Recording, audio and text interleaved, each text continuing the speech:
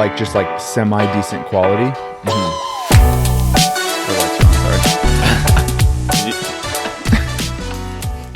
No, we're good. You want to clap it on, and I'll just. Welcome back, everybody. It's on. Office hours 10. What am I looking at? We are back, and we just wanted to take some time to say thank you for making it this far with us. We did it. So 10th office hours means 20 episodes.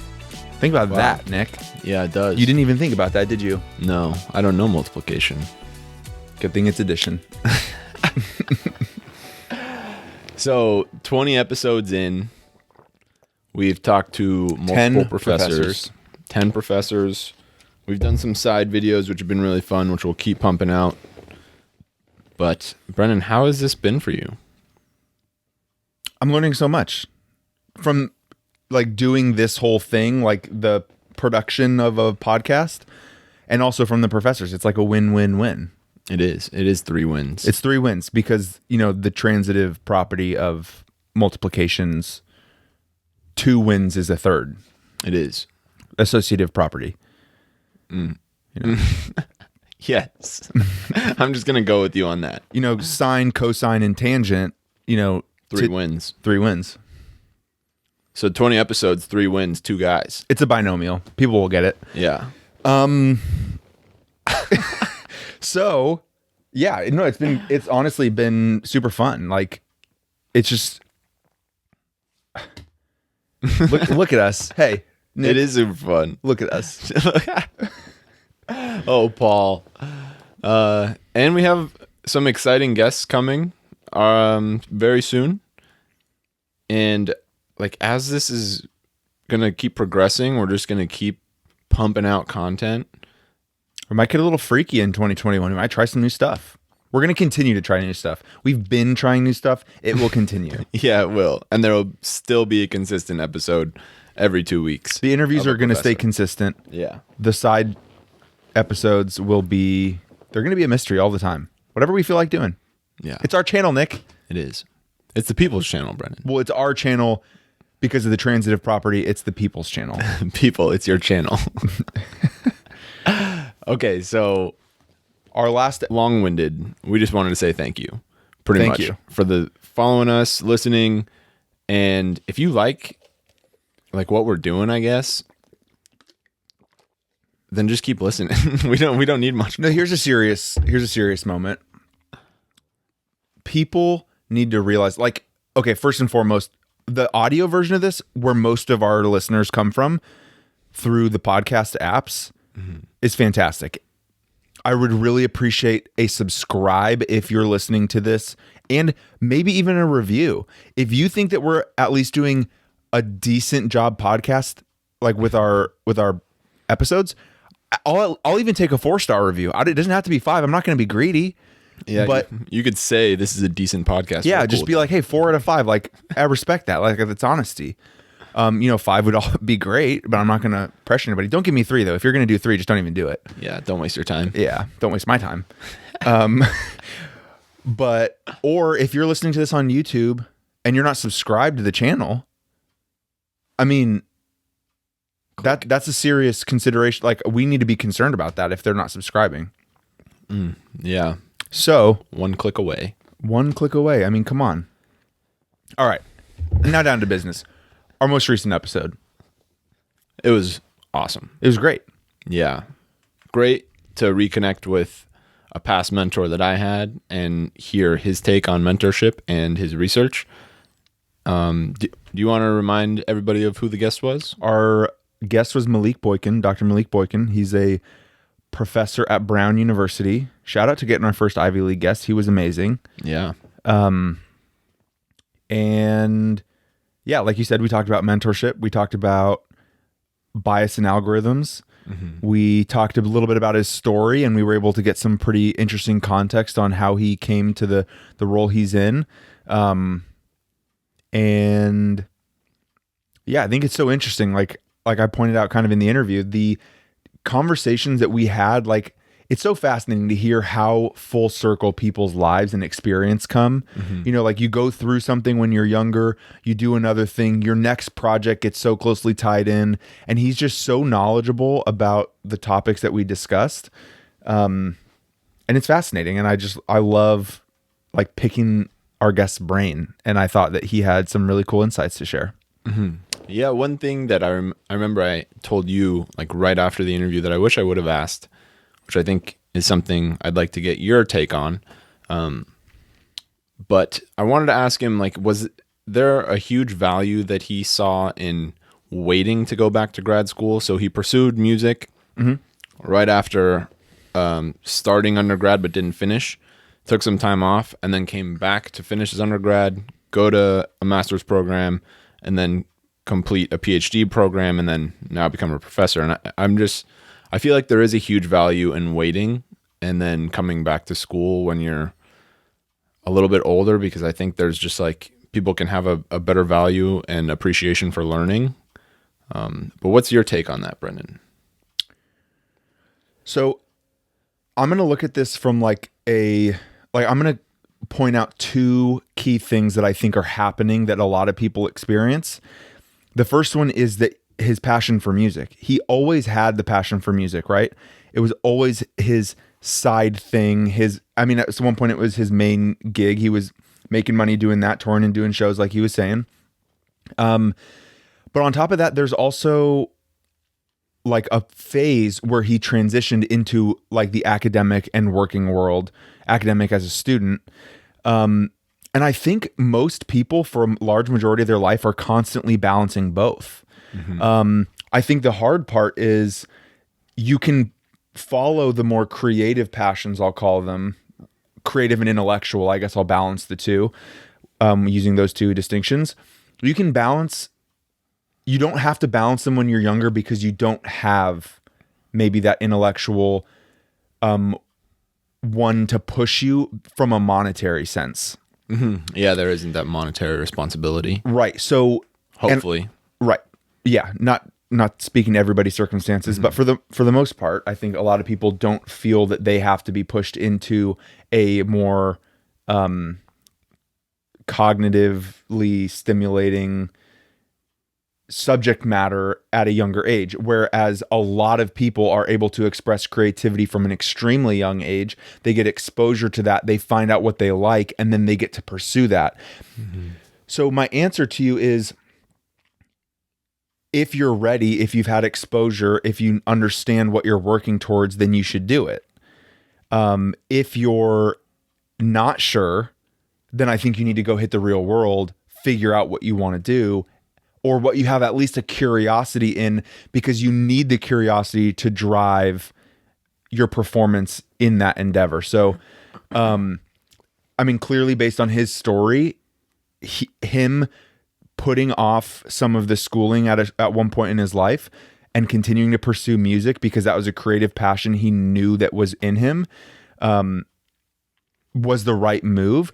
I think on the other hand, let's say you're in a family business from a young age, there's no age limits on the age of a worker who's working for a family business, I don't think, in California or in the United States. If it's a family business, you're allowed to work in it. So let's say you're 10, 11, 12. Maybe you're just maybe it's, I'll use like a pretty popular example in Gary Vaynerchuk, right? Like he scooped ice at his dad's liquor store when he was younger. He tells that story a lot. And maybe you get thrust into a very working world profession type of a situation where you start to develop the awareness of yourself in that setting really early on, and you're immediately ready to go pursue that because that's what you want to do. So I think it's very contextual, but I think for the most part, most people are not going to get the exposure that they would need to come to a solid conclusion on that until they start to figure out where their personality and their temperament belongs in the working world. So most people do better off when they wait. So that was the case for me. It seems like you kind of figured it out early on, but you're also in a field that I feel like taps into like an emotional creative side very early on too. So like that's a whole different situation. So yeah, I think that a lot of people who, I mean, there's so many people get masters and PhDs later in their life, right? Like they go back because they're having this call to go do something different with their life. So that's my long-winded answer to depends. Yeah, it does depend. And like my personal experience, I know I got into this field relatively early, but there were those like 2 years to where I had no idea what I was going to do. And thankfully I was able to have a mentor actually. And I'd Look say, at you coming full circle with this. For real. It's crazy to think about because I don't think I named it at the time, and I'm very fortunate for it. But like seeing my older sibling go through this same process, she was able to guide me on the ins and outs of what the work looks like, what her experience has been, and then kind of really the next steps that I should be taking if I'm serious about this. Because if that wasn't the case, I probably would have taken a year off after undergrad. I would have really tried to, I think, work in a research lab, probably not know exactly what I wanted to do, and then potentially apply to grad school at some point. But I'm really grateful that I didn't and that I got into this program that I'm in now, because it's really fitting for me, and I'm finding that like this is where I want to be in my work, which I'm really lucky that this is working out like this. But yeah, I can't appreciate enough the impact that mentors have had on me in several different contexts, whether it be a coach that I work with, a coach that I've had, some type of person in business who's just like really cared about me as a person and not me as an employee. It's so true. I literally took a senior year elective in high school and my teacher literally gave me all of the answers I needed to make me choose the college and major I went to. Wow. Like exercise science at Sonoma State University was my undergrad, and my sports med professor in senior year of high school literally did kinesiology at Sonoma State. And I was like, that sounds sweet. I'm going to do that.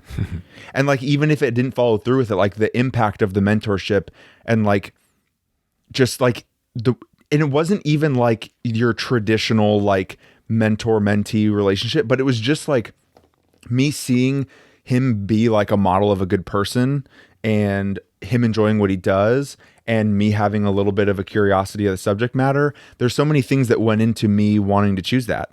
And I'm a big believer in like, even if you like the idea of like wasting time, I'm going to like kind of go off on a little bit of a tangent. Rip. But like a lot of people, I think, look back, right? I'm going to give an example of how this could have applied to me if I thought differently about it. Because I'm doing HR now, and I spent money in 4 years of college to do exercise science. Not really in that field at the moment, but I really enjoy the field I'm in now. And I could look back and be like, dang, like if I'd gotten a business degree from Sonoma State and I like jumped straight into it, I could have so many more years of experience in the field up to this point. Like I could have had 5 more years. Like I could have been making more money. I could have been. Mm-hmm. And I'm just such a believer that I wouldn't be where I'm at had I not gotten that degree from Sonoma State. So like being upset about it is silly. So like my point being is like we have to follow the guidance of our mentors because they get us through the points and the phases of our life that we're in at the moment. Mm-hmm. And when I left, got a job, started working, got a different job, started to develop like this curiosity towards like leadership and management and like, you know, that kind of almost like a workplace wellness, like because of some experiences that I had that I've shared on previous podcasts. Like there is like, I wouldn't have been in that position to experience those things that would have put me in the position I'm in now had I not taken up that initial mentor, right? Or the initial person who had that influence in my life. So, yeah, like the mentor role is pivotal in just like moving us forward in life in a positive direction, regardless of what the direction is. And it honestly doesn't matter. Yeah. Like, because in my opinion, like, it's like the pursuit of mastering something and trying to figure things out and developing yourself is like my answer to like, what is the point of life? You know what I mean? Like that existential question that people get. It's, are you working towards being better as a human being than you were yesterday? And if you are, then you're taking steps in the right direction, and that's awesome. And you should keep doing that. And you don't need to overcomplicate it from there. And thinking about your story and how Doug kind of was a guide in that sense of where you wanted to go to undergrad, there's like that saying that gets thrown around of, if you don't believe in yourself, nobody else will. And it kind of bothers me now that I think about it, because sometimes it's hard to believe in yourself, and like people believing in you is what is going to spark a belief in yourself. Like Doug believing in you that you could achieve that, and so he recommended that.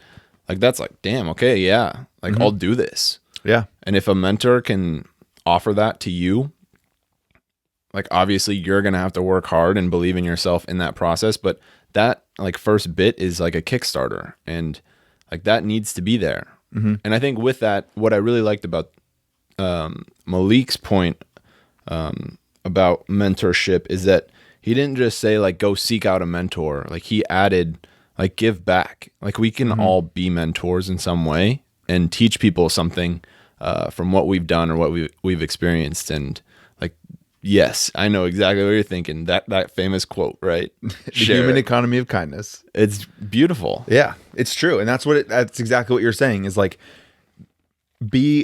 seek out mentors, be willing to be mentored. And then when you do, turn around and share what's been shared with you with somebody else. You know, it's because one of the things that I think too is really important in the mentor-mentee process, and then being mentored and then turning around and mentoring, is that you learn so much more trying to teach somebody else.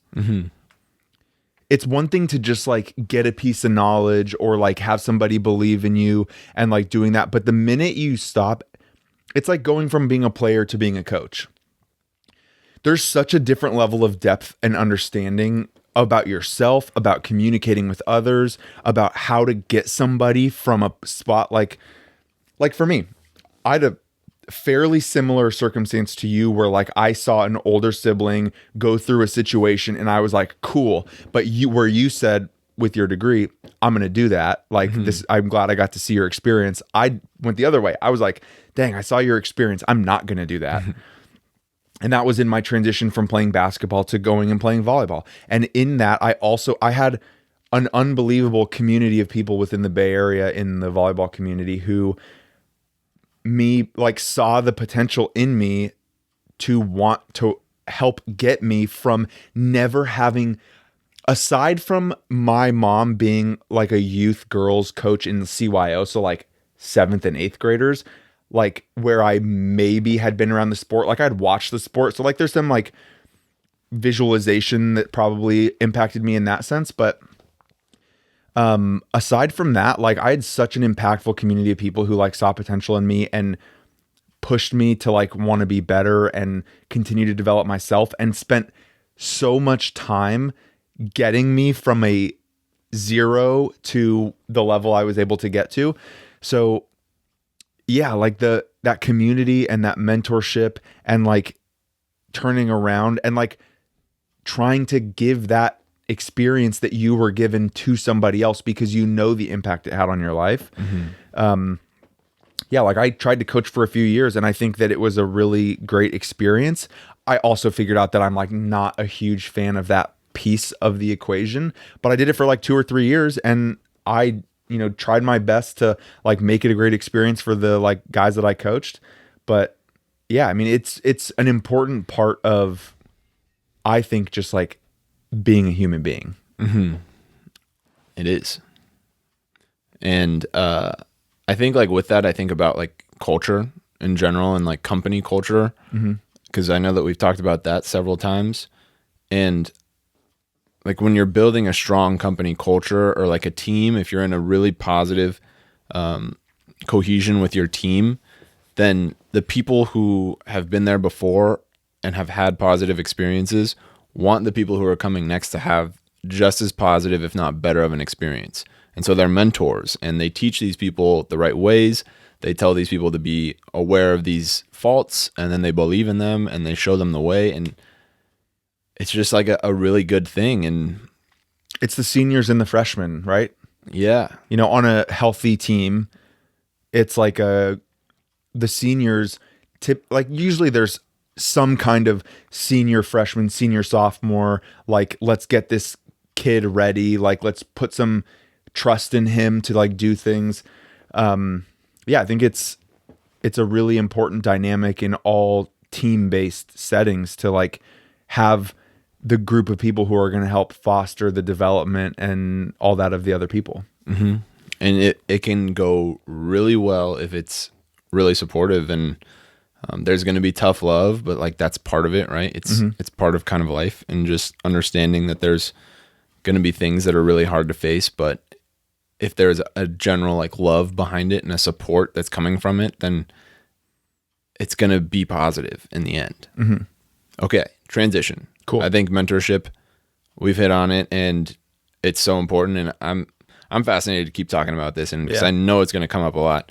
But algorithm bias, something that I never really thought about too much, but wow, it's scary. Yeah, it'll get you. What were your thoughts when we learned a little bit more about it? I guess it was like I was aware of it. Like I knew that there were certain systems set in place that just had like biases in them.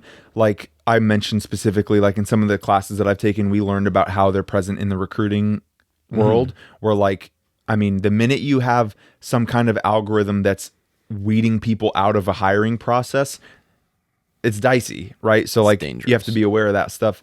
But, you know, I think I was in a position where I knew how much I didn't know. So I wasn't shocked to learn about the depth that he was talking about, but I definitely didn't know. Like I didn't know that, like the way it's kind of infiltrated into the legal system.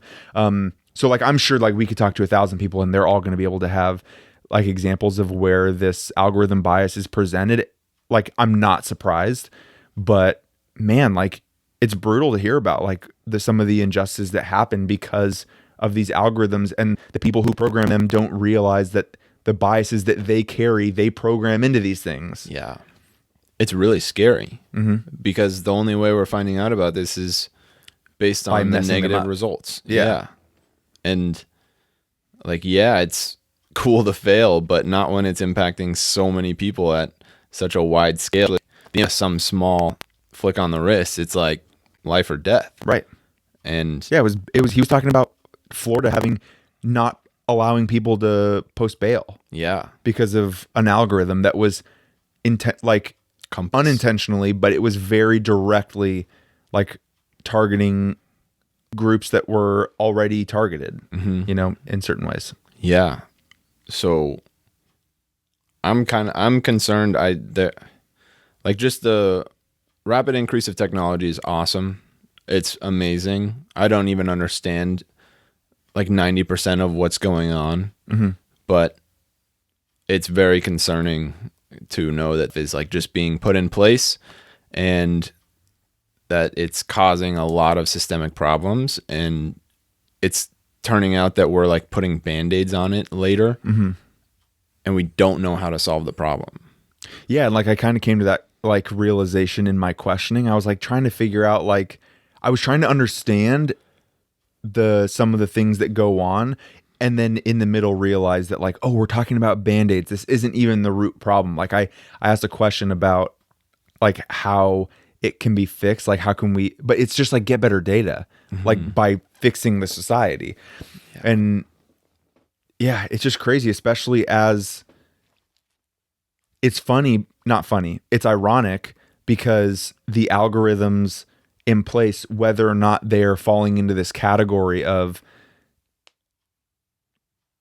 like biased or not, which I don't think there's really an unbiased algorithm. I think all of them contain bias in some level, whether they're harmful or not is to be foreseen later.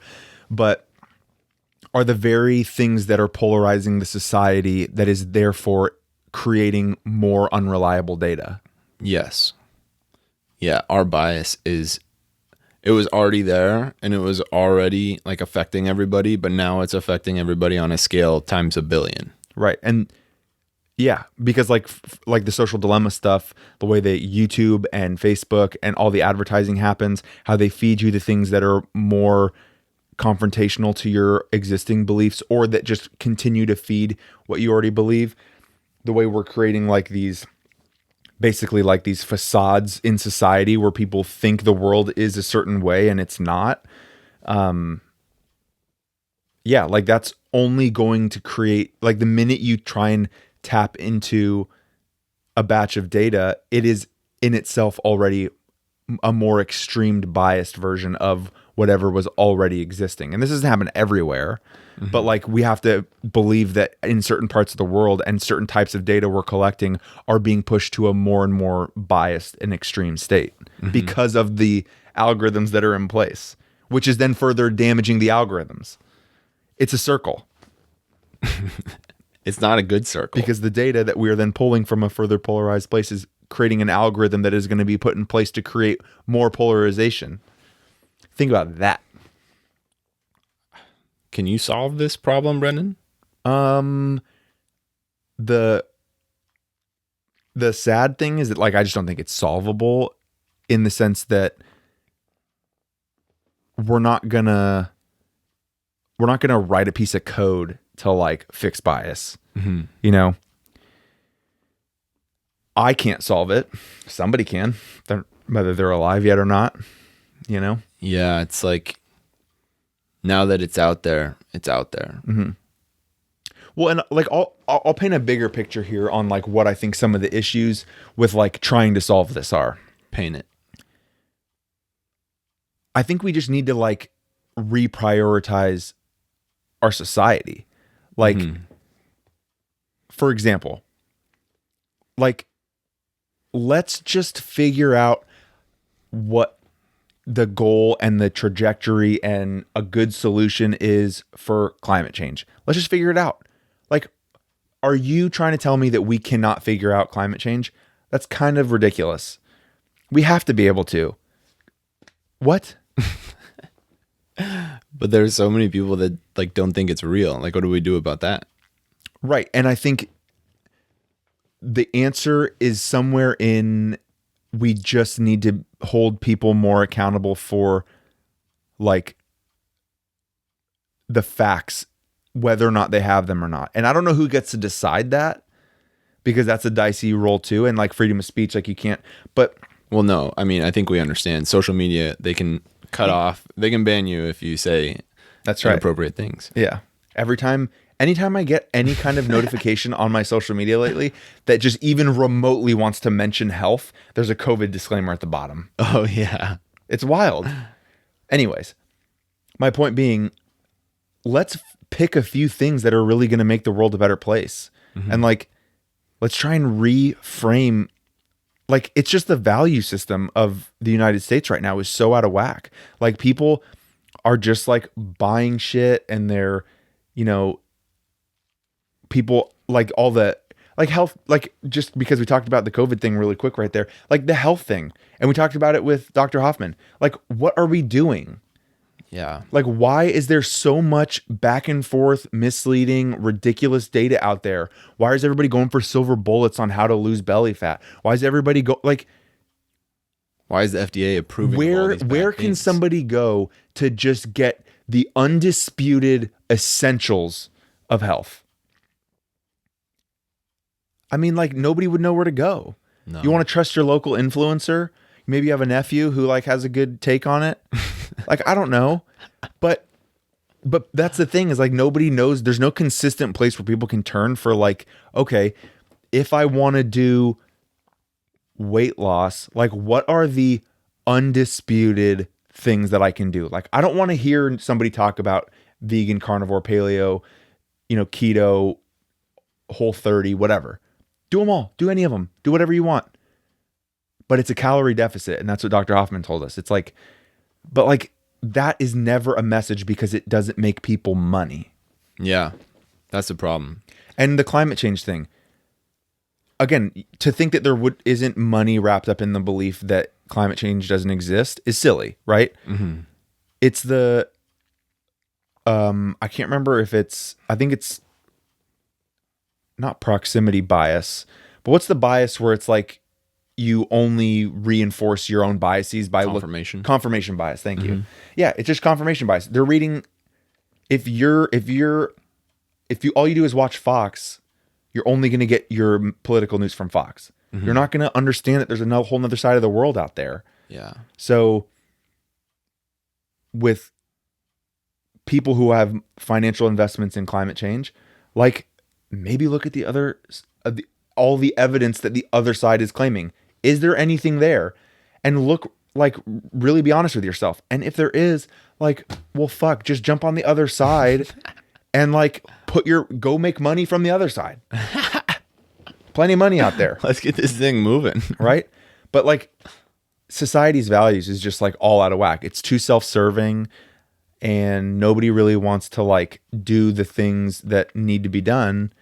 And, you know, it's going to be hard to fix some of these societal things that are going on in the world unless somebody is, you know, willing to get us back on track. Is that person Joe? It's definitely, no, he's taking a nap. It might be Joe. We'll see. It will not be Joe. Joe might do something. He could do something, but it won't be Joe. Yeah. Because it's not going to take a snap of the fingers. No. And like, yeah. I wish okay, no, this is going to sound, I was going to say I wish we could like Thanos snap, but that would just like ruin everything. I mean, Thanos snap to like fix everything. Like not to just That's what he thought he was doing. He thought he was fixing everything. You're an animal. I'm not You just want to kill half the people? No. Which one? Okay, yeah, we'll end with that question. If there was a Thanos snap, which one of us would be gone? Oh, that's dark. Both of us. Sorry. There's no guarantees here, Nick. Oh my God. We're both gone. I thought that was good. Thanks for this one. This was nice. Yeah. And thank you everybody listening, because 20 episodes, 10 professors, this has been a lot of fun. And we had an error while we were recording. That sounds perfect.